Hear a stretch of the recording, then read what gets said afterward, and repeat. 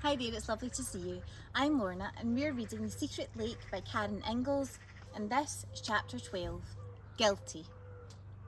Tom, Jack and Stella tore across the lawn towards the island, not daring to glance back for fear of slowing themselves.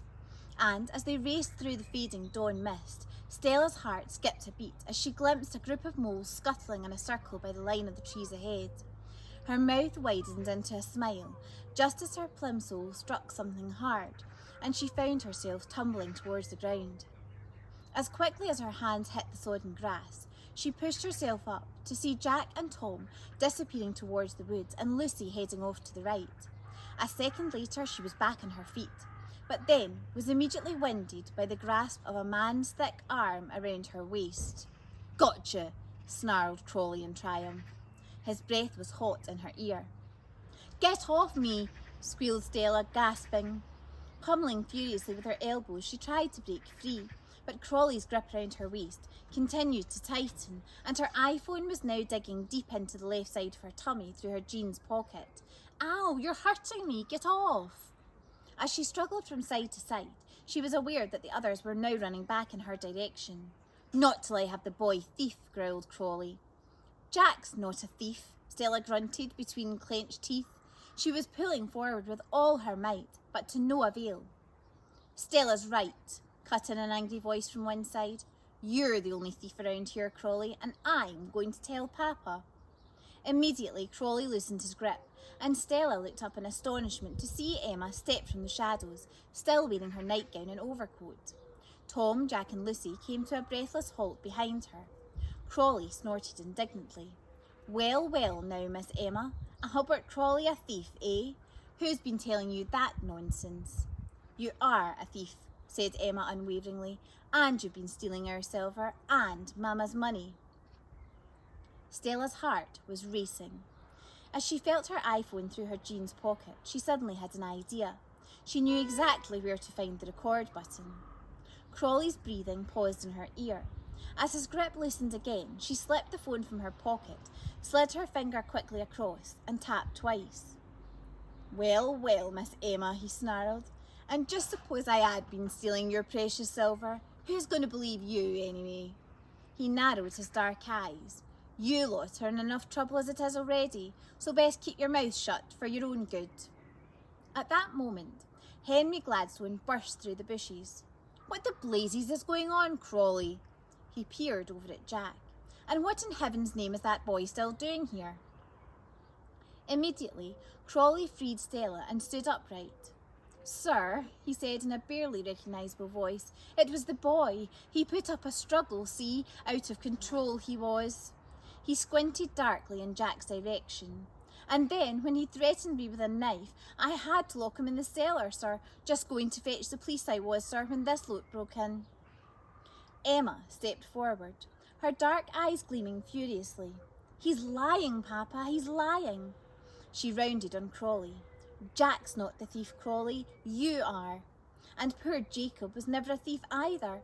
Jack's his son, and he told us about you accusing him." A stunned silence followed, broken only by the somewhat flustered arrival of Mrs. Gladstone and Sophie in the company of two policemen. "Emma Gladstone, what are you saying?" Her father's voice was shaking. "This is complete and utter nonsense to suggest that Crawley—" "But, Papa, I've got proof." Emma stepped forward again and pulled a rolled cloth from under her coat. The children's eyes all widened. Crawley shuffled sideways as Henry Gladstone reached out and took the bundle from his daughter. With a bewildered frown, he knelt to the ground and unwrapped the cloth, which revealed an assortment of small silver objects. "Well, I never, Constance," he breathed. "Here's your pillbox, and here's that salt cellar that went missing, and the jug.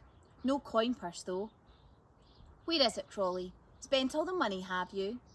The first policeman stepped forwards, quietly positioning himself behind Crawley, who ignored Mr. Gladstone's question and was starting to shift uncomfortably. Mrs. Gladstone's face was taut and pale. "Emma, dear," she said, pulling her shawl around her nightgown, "where did you find all this stuff?" "Harry found it for me," said Emma, her gaze still fixed on Crawley, buried in a hole under a bush. She narrowed her eyes, buried there because Crawley was trying to hide it. Quietly, Stella breathed a sigh of relief. "Now look here," said Crawley sharply, making everyone start. "That silver's got nothing to do with me." He shot a dark look at Jack. "There's no proof I put it there. It's the boy, I tell you. I saw him with my own eyes, taking silver from the house he was, and money and all." Mr. Gladstone, becoming exasperated, stood up, shaking his head. "You know, Emma, Crawley is quite right. A pile of our silver in the garden hardly makes him a thief. I'm afraid to say that if you're going to expound such a ridiculous theory, you're going to have to come up with some proof." A smile flickered across Crawley's mouth, just as Stella stepped forward, her arms shaking as she slowly held her iPhone out in front of her. "I've got proof," she said calmly. "What in heaven's name is that?" said Henry Gladstone briskly. But as quickly as he reached out to take it, he pulled his hand back as a familiar yet oddly disengaged voice filled the air in front of him. "Well, well, Miss Emma, and just suppose I had been stealing your precious silver. Who's going to believe yous anyway? You lot are in enough trouble as it is already, so best keep your mouth shut for your own good." For a few seconds, no one moved, apart from the first policeman, who started furiously scribbling down notes. "What on earth's Crawley doing inside that box?" exclaimed Lucy, saucer-eyed. Emma gave Stella a triumphant smile, then stamped her foot with excitement. "You see, Papa, I told you Crawley was the thief." But Mr. Gladstone, still staring drop-jawed at the iPhone, didn't answer. Along with his wife and his eldest daughter, he seemed to have gone into a momentary trance. Crawley started muttering in bewilderment, then took 2 paces backwards into the firm grip of the second policeman. Mr. Gladstone finally snapped out of his trance and started slowly shaking his head. "I'll make this up to Jacob," he said, "if it's the last thing I do." As Crawley struggled with the policeman, Jack smiled and nodded gently at Tom and Stella, then sidled towards a bush. "Where's that poor boy?" said Mr. Gladstone, suddenly looking all around. "Jacob, sonny? Well, I'll be damned." "Must have been frightened off," said the policeman. "He won't be far, sir." "Well, get someone to go and look for him, will you, please? We need to clean him up and take him home to his family." "Oh, Lucy dear," said Emma loudly as Crawley was led away.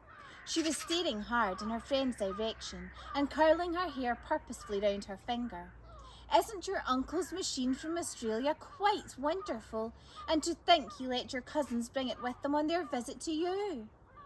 As soon as Lucy saw Emma twisting her hair with her fingers, her puzzled frown metamorphosed into a wide smile. "Oh, why yes, of course, Emma, it's quite unbelievable, isn't it?" She feigned a yawn and tossed her long blonde hair behind a shoulder. "Well, cousins, I think we're all very tired, aren't we? Time for bed, I think."